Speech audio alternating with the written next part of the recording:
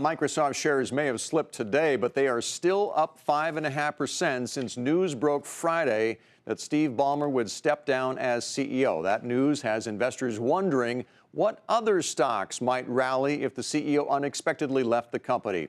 Joining us now to explore that is JPEggers, who's professor of management at New York University's Stern School of Business. Thanks for joining us, Professor. Absolutely happy to be here. Is it as simple as saying that that shareholders lose the thoughts about a management team and they're happy when they're leaving? Is that why a stock rises? They lose confidence?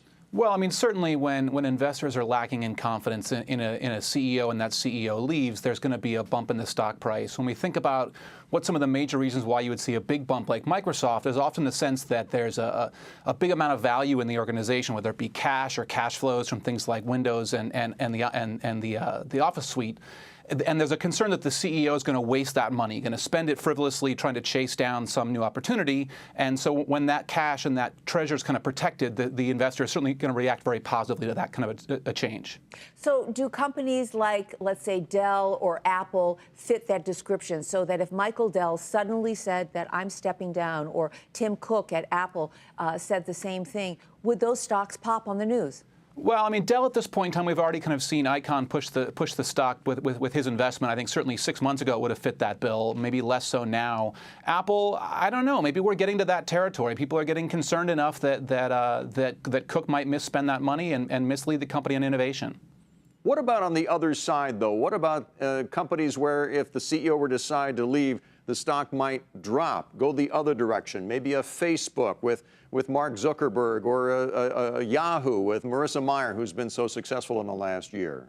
Absolutely. There was certainly, if there was a turnover event like that, especially if the market was uncertain why the CEO is leaving, they might read very negative things into that.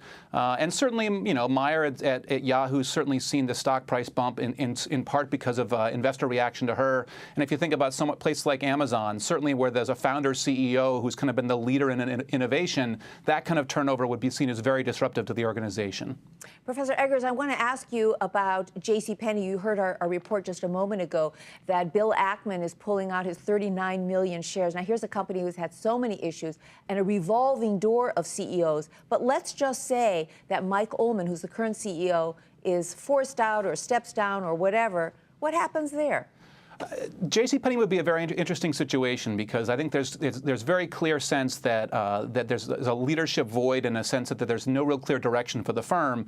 But given how many turnovers there have been, I mean, he's only kind of an interim CEO to some extent, but if he was kind of forced out before they actually had a clear successor in line, I think people would be very scared that was a clear sign of just dysfunctional management, even at the board level at that point.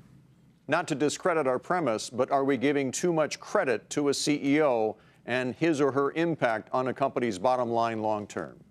Well, I mean, I think that the market will tend to do that a little bit, in the sense that the market will be drawn to celebrities, good or bad, at the CEO level.